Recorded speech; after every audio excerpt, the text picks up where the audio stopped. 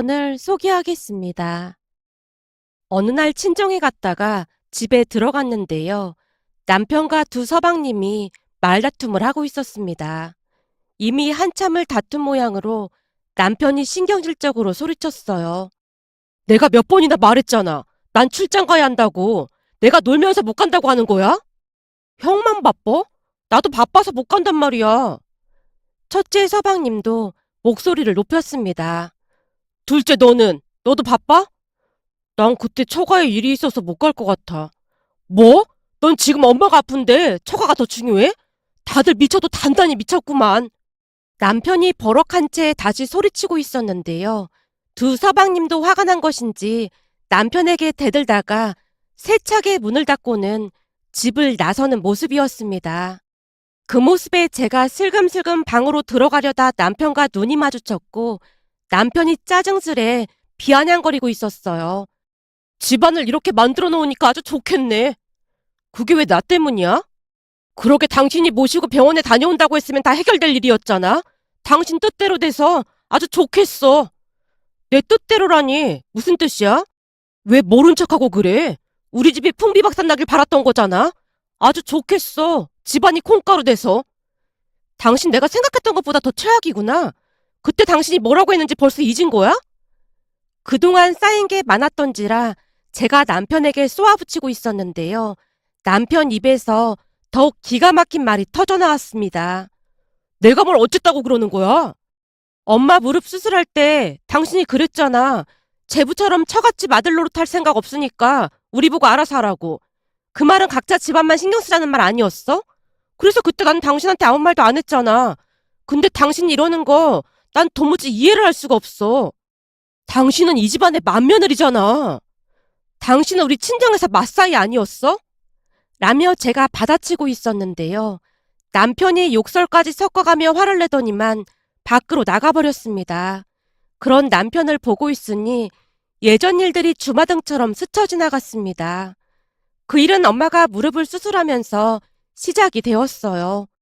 동생 부부도 맞벌이를 하는지라 많이 바빴기에 번갈아 가면서 엄마를 돌봐드리기로 했습니다. 우리가 사는 곳이 지방이다 보니 제부가 먼저 말을 꺼냈어요. 아무래도 서울 병원에서 수술하시는 게 나을 것 같아요. 위험한 수술은 아니라고 하지만 혹시 모르니까 그게 좋을 것 같습니다. 제가 아는 분도 수술 잘못돼서 엄청 고생했다고 하더라고요. 동서, 그거 다 복볼복인 거야. 서울 큰 병원에 가서 해도 잘못될 운명이라면 잘못되는 거야. 제부는 엄마가 걱정돼서 하는 말인데 당신은 무슨 말을 그렇게 해? 나도 제부 생각이랑 같아. 큰 병원에 가서 하는 게 좋을 것 같아. 제가 불만스레 남편에게 말하고 있었는데요. 남편이 짜증 가득한 목소리로 다시 말했어요. 그게 그렇게 간단한 문제가 아니야.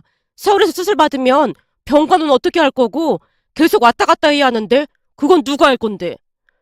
그건 넷이서 번갈아 가면서 하면 될 것 같은데요. 힘들면 저녁에는 간병인을 쓰는 것도 괜찮고요.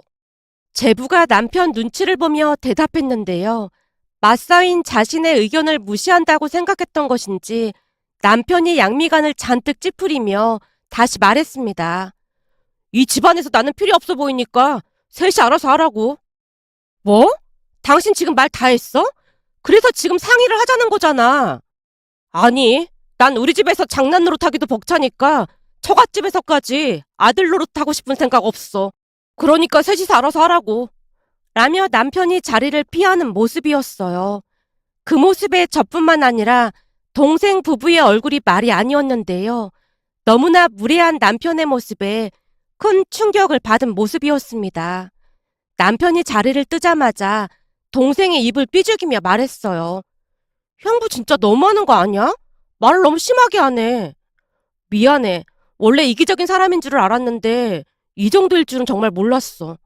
그렇게 나오겠다는 거지.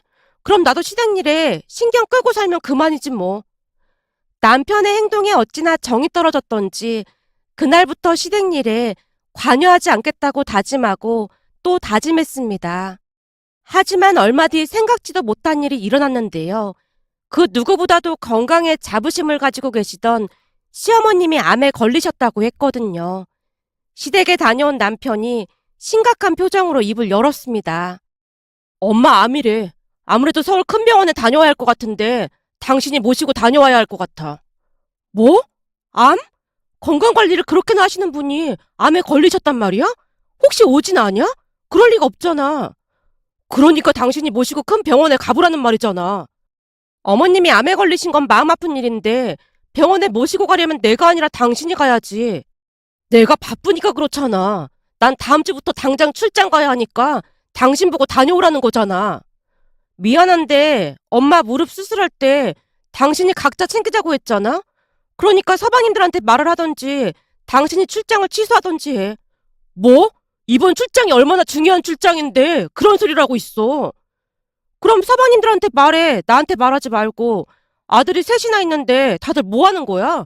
그리고 그때 엄마 수술할 때 당신은 코빼기도 안 비쳤잖아. 조금이라도 양심이 있다면 나한테 그런 말 못할 것 같은데? 그건 그냥 무릎 수술이었잖아. 근데 우리 엄마는 암이라잖아. 암을 무릎 수술하고 비교하면 어떡해. 미안해. 나도 바빠서 못 갈 것 같아. 엄마 병원 다니느라 휴가도 많이 쓰고 그래서 회사에 눈치도 보이고 말이야. 당신 진짜 이럴 거야? 난 절대 갈 생각 없으니까 당신 집안 사람들끼리 알아서 해. 제가 딱 잘라서 거절을 하자 남편이 당황한 듯해 보였는데요. 표정으로 봐서는 제가 당연히 들어줄 것이라고 생각을 했던 것 같았습니다. 그 모습에 참 이기적이라는 생각만 들었는데요. 본인이 한 것은 생각조차 하지 않는 모습에 대단하다는 생각만 들었거든요. 그 뒤 시댁 가족들은 발칵 뒤집어졌고 역시나 예상했던 대로 다들 시어머님을 모시고 병원에 가지 않겠다고 했습니다. 동서들이야 원래 시댁일에 관심조차 없었기에 그다지 놀라지도 않았는데요. 서방님들까지 못 가겠다고 하는 모습에 다시 한번 기함을 할 수밖에 없었습니다. 그 바람에 잔뜩 부하가 난 남편이 제게 화풀이를 한 채 집을 나가버렸고요. 문제는 그 뒤에도 시어머님을 모시고 병원에 가겠다는 사람이 없었기에 결국 남편이 울며 겨자 먹기로 시이모님께 연락을 하는 모습이었어요. 이모, 우리가 바빠서 그러는데 엄마 좀 모시고 병원 좀 다녀와 주시면 안 될까요? 아, 네. 죄송합니다. 네. 다 제 불찰입니다. 정말 죄송합니다. 통화를 하는 내내 남편이 죄송하다는 말을 몇 번이나 반복하고 있었는데요. 아무래도 이모님께 크게 한 소리를 들은 것 같아 보였습니다. 그 뒤 남편은 입을 꾹 닫고 있다가 출장길에 올랐습니다. 한 달가량 출장이었기에 잔뜩 짐을 싸서 나서는 모습이었어요. 그렇게 시간이 얼마나 지났을까요? 출장길에 올랐던 남편이 집에 들어오다가 저를 보고는 한달음에 달려왔습니다. 여보, 정말 고마웠어. 뭐가 고마워? 사실 이모한테 다 들었어. 당신이 엄마 모시고 서울 병원에 다녀왔다면서? 당신이 고마워할 거 없어. 당신 때문에 그런 게 아니라 그동안 어머님께서 잘해주셔서 그런 것 뿐이니까. 제가 차가운 목소리로 말을 하고는 방으로 들어가 버렸습니다. 생각 같아서는 그냥 모른 척하면 그만이었지만 시어머님을 생각하면 그럴 수가 없었습니다. 오히려 시어머님을 보고 참고 살았다고 해도 과언이 아니었으니까요. 사실 엄마 무릎 수술을 앞둔 어느 날 소식을 들었던 것인지 시어머니께 연락이 왔습니다. 예, 사부인이 수술을 하신다며? 네, 어머님. 요즘 들어 더 심해져서 이번 주에 수술하기로 했어요. 그럼 나한테도 알렸어야지. 난 이제야 알았잖니. 괜히 어머님 신경 쓰실까 싶어서 연락 안 드렸어요. 수술만 하면 괜찮다고 하니까 너무 걱정하지 마세요. 그래도 나한테 연락은 했어야지. 근데 애비한테는 네가 안 와도 된다고 했다며. 그래도 애비가 가서 이것저것 도와주면 좋을 텐데 왜 그랬어? 네? 아, 그이가 많이 바쁘잖아요. 남편이 시어머님에게 거짓말을 한 것 같아 보였기에 그냥 얼버무리고 말았는데요. 시어머님 성격에 남편을 불러다가 난리칠 게 분명해 보였거든요. 그런 사실을 전혀 알 리 없던 시어머님이 다시 말을 꺼냈어요. 저기, 내가 네 통장으로 돈 좀 보냈다. 병간 와다 보면 힘들 텐데 잘 챙겨 먹고 다녀. 아니에요, 어머님. 그래야 내가 마음이 편해서 그래. 그냥 받아둬. 나중에 사부인 좋아지시면 식사나 같이 하자꾸나. 내가 사부인께는 다시 전화 넣으마. 그리고 이번 달 내 생일은 뭐 할 생각도 하지 말고 신경 쓰지 마라. 그때쯤은 좀 나아지실 것 같은데 생신날 들를게요. 내가 방금도 말했잖니. 신경 쓰지 말라고. 다른 며느리들한테는 이런 말도 안 했어. 어차피 신경도 안 쓸 게 뻔하니까. 근데 넌 이 와중에 또 찾아올 것 같아서 연락한 거야. 그날 니들 이모랑 같이 여행 가려고 하니까 절대 오지 마라. 가끔 보면 넌 오지랖이 넓어도 너무 넓어서 문제야. 가끔은 그냥 넘기는 맛도 있어야 하는데 고집이 세도 너무 세. 라며 시어머님이 약간은 투덜거리듯 말을 하다가는 전화를 끊었습니다. 그런 시어머님의 마음을 왜 모르겠습니까? 바쁜 며느리가 혹여나 신경 쓸까 싶어 돌려 말을 했다는 것을요. 그날 시어머님이 제 통장으로 100만 원을 보내왔더라고요. 돈보다도 마음 써준 부분이 참으로 감사하기만 했습니다. 그랬기에 남편이 아닌 시어머님을 보고 병원에 모시고 갔던 것뿐이었어요. 하지만 그날 어떤 일이 있었는지 시댁 가족들 모두 모르고 있는 듯해 보였고 시어머님의 명령에 따라 저도 입을 꼭 다물고 있었습니다. 그렇게 또다시 며칠이나 지났을까요? 시어머님이 가족들을 한자리에 불러 모았습니다. 물론 두 동서는 참석하지 않았고 서방님들만 불만 가득한 얼굴로 앉아 있었어요. 그 모습에 시어머님이 조용히 입을 열었습니다. 내가 이번 일 겪고 참 많은 생각을 했다. 엄마, 요즘 암은 아무것도 아니라고 하니까 너무 걱정하지 마. 남편이 시어머님을 위로하듯 빈말을 하고 있었는데요. 시어머님이 콧웃음을 치고 있었어요. 니들은 내가 암이라고 해도 눈 하나 깜빡하지도 않더구나. 엄마, 우리가 병원 같이 안 가서 그런 거야? 그런 오해는 하지 마. 우리가 일부러 그런 게 아니라 바빠서 그랬어. 그렇구나. 내가 저 세상으로 가도 다들 바빠서 장례식장에 못 온다고 하겠구나. 내가 이번 참에 참 많은 걸 느꼈어. 오히려 다들 내가 암으로 빨리 가기를 바라겠지. 엄마, 무슨 그런 말이 있어. 왜? 내가 없는 말 했냐? 거기다 내가 듣자 하니 우리 며느리 중 하나가 내가 빨리 죽기를 바라는 며느리가 있다고 하더구나. 아니, 누가 그런 소리를 해?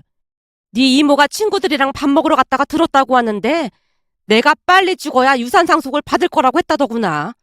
그동안 내가 좋은 게 좋은 거라고 아무 말 안 했더니 나를 아주 우습게 봤던 모양이야. 시어머님의 말에 삼형제의 눈동자가 심하게 흔들리고 있었는데요. 남편이 억울하다는 듯이 다시 말을 꺼냈어요. 엄마, 오해야. 설마 누가 그랬겠어. 네 이모가 똑똑히 들었다는데 그럼 네 이모 정신이 이상하기라도 하다는 거야? 암튼 니들 똑바로 들어. 내가 이번 일 겪으면서 생각이 많이 바뀌었어. 니들 아버지는 돌아가시기 전에 삼형제한테 똑같이 나눠주라고 했지만 난 그러지 않을 참이야. 언제 저 세상으로 갈지도 모르는데 그냥 다 쓰고 갈 참이야. 그러니까 니들 유산 받을 생각 꿈에도 하지 마. 난 니들한테 한 푼도 안 줄 참이니까. 네 아버지랑 나는 그저 자식들만 잘 살면 된다는 생각으로 살았는데 그게 아주 잘못된 생각이라는 걸 뼈저리게 깨달았거든. 시어머님의 말에 삼형제가 많이 놀란 듯 미처 할 말을 찾지 못한 채 안절부절 못하는 모습이었습니다. 그 와중에 시어머님이 주머니에서 주섬주섬 뭔가를 꺼냈는데요. 제게 건네며 말을 했습니다. 이거 받아라. 어머님, 이게 뭔데요? 이번에 네 차 타고 서울 가다 보니까 차가 오래돼서 퍼지기 일보 직전이더구나. 요즘 이 차가 그렇게 잘 나간다고 하니까 탈만할 거야. 네? 차요? 제가 놀란 채 시어머님이 내민 서류를 받아들었는데요. 최고급 승용차 계약서였습니다. 어머님, 이거 엄청 비싼 차 아니에요? 비싸지. 그치만 그게 뭐 대수라고. 그래도 너무 비싼 차 같아서 하는 소리죠. 네가 잘 모르나 본데 이래봬도 내가 돈이 꽤 많거든. 암이라고 하는데 그 돈 다 쓰고 가려면 앞으로 한참 더 써야 한다. 내가 아프다고 하니까 너만 내 걱정하면서 병원까지 데려다 줬잖니. 난 앞으로 나한테 잘하는 사람한테만 잘해줄 생각이거든. 시어머님이 삼형제를 둘러보며 들으라는 듯이 말을 하고 있었어요. 삼형제가 혼비백산한 채 얼이 반쯤 나간 듯한 모습이었고요. 그 모습에 시어머님이 다시 입을 열었어요. 잘 들어. 내 재산 탐낸 며느리가 누군지 알고 있으니까 다들 가서 전해. 내가 죽을 때까지 싹 다 쓰고 갈 참이니까 꽁깨라고 해. 엄마, 그게 누군데 그래? 내가 왜 니들한테 그것까지 말해줘야 하는데. 그건 니들이 알아보던지 마음대로 해. 난 피곤하니까 이만들 가봐. 시어머님이 먼저 집을 나서는 모습이었습니다. 그렇게 놀란 마음을 진정시킨 채 집으로 돌아왔는데요. 집으로 오는 내내 입을 꾹 다문 채 많은 생각에 잠겨있던 남편이 조용히 입을 뗐어요. 여보, 그동안 내가 미안했어. 뭐야, 갑자기? 아니, 이번 일 겪어보니까 내가 참 못난 놈이었던 것 같더라고. 엄마가 나보다 당신을 더 믿는 거 보고 큰 충격을 받았어. 거기다 누군지는 모르겠지만 재수 씨가 그런 말을 했다는 것도 엄청 충격이었고 말이야. 그동안 내가 참 얼빠진 놈이었다는 생각이 들더라고. 장모님께서 아프신데 말도 안 되는 억지나 부렸고 말이야. 정말 미안해. 그리고 엄마 모시고 병원 다녀와줘서 정말 고마웠어. 앞으로는 내가 모시고 다닐게. 남편이 잔뜩 기가 죽은 표정으로 말을 했는데요. 그때 당시에는 그 말이 진심이었는지 잠시 의구심마저 들었던 것 같습니다. 사람이 하루아침에 변한다는 게 쉽지 않은 일이었으니까요. 그러던 어느 날은 친정 가족들과 식사 약속이 있어서 친정으로 갔는데요. 그곳에 남편이 있는 게 아니겠습니까? 그 모습에 어리둥절한 채 서 있었는데 남편이 쑥스러운 듯이 말했어요. 마치 귀신이라도 본 것 같네. 당신 여길 왜 왔어? 나도 가족인데 그런 말이 어딨어. 장모님께서 전화 주셨길래 왔어. 라며 남편이 엄마를 바라봤고 엄마가 웃으며 말했습니다. 내가 오라고 했다. 저번에 사부인한테 받은 것도 많은데 그냥 있을 수가 있어야지. 사부인 가져다 드리라고 한우랑 이것저것들 좀 샀어. 엄마의 말에 남편이 궁금한 듯 되물었어요. 장모님, 그게 무슨 말씀이세요? 어머니가 장모님께 뭘 드렸다고요? 옷이랑 이것저것들을 잔뜩 보내셨잖나.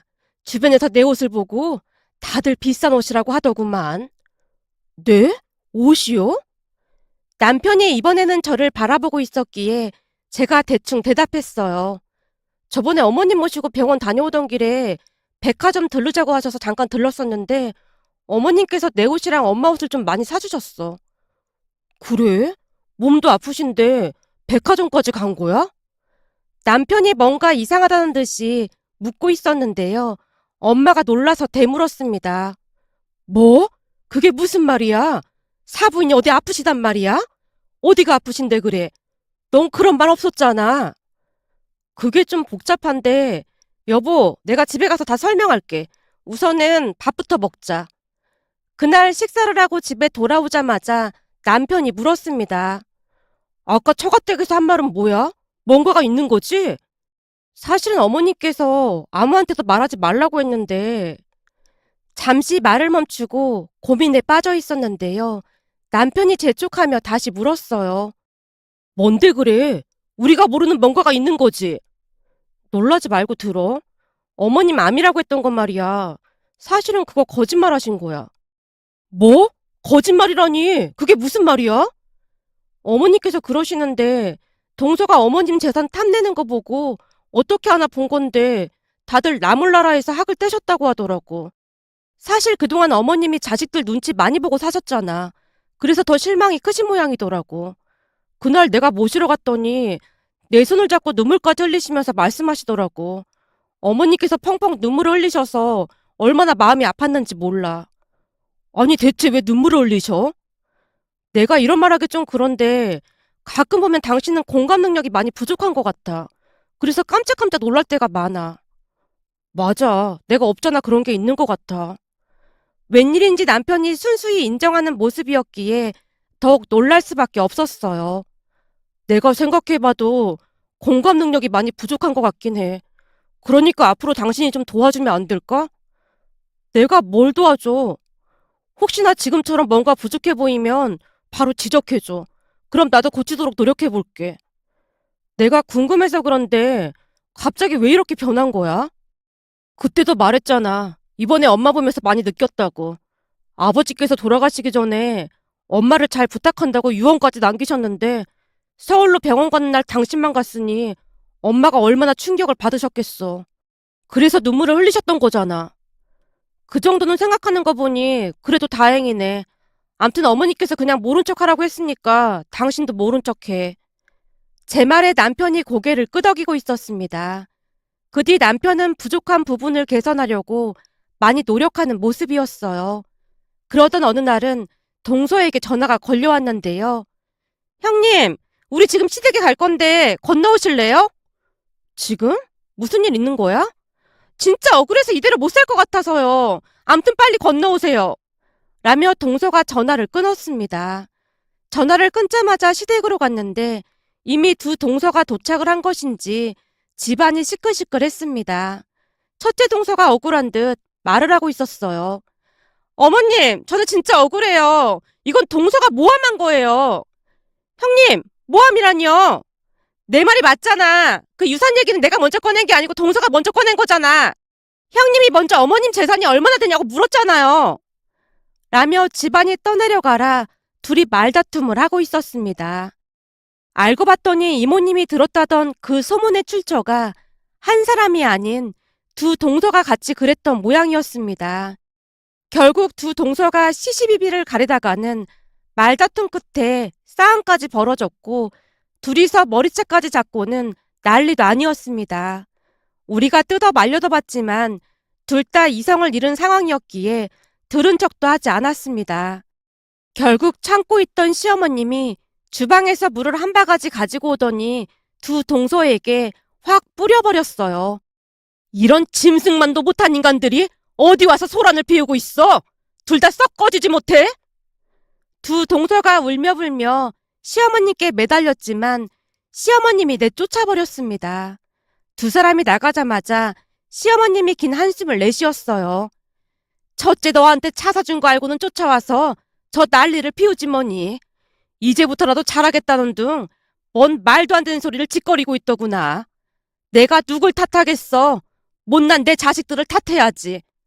라며 시어머님이 남편을 바라보더니 다시 입을 열었습니다. 네 두 눈으로 똑똑히 봤지? 그러니까 네 처한테 잘해. 세상에 네 처 같은 사람이 어디 있는 줄 알아? 시어머님의 말에 남편이 고개를 끄덕이며 어쩔 줄을 몰라 하고 있었어요. 그 뒤에는 우리 부부만 시어머님과 왕래를 하고 지내고 있답니다. 며칠 전 막내 동서가 제게 찾아와서 시어머님께 잘 좀 말해달라는 부탁을 했는데 바로 거절해버렸더니 씩씩대며 돌아가는 모습이었어요.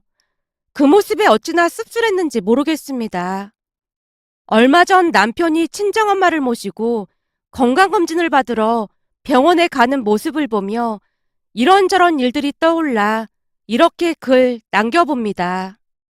오늘의 사연은 여기까지였습니다. 즐겁게 보셨다면 구독, 좋아요 부탁드립니다. 고맙습니다.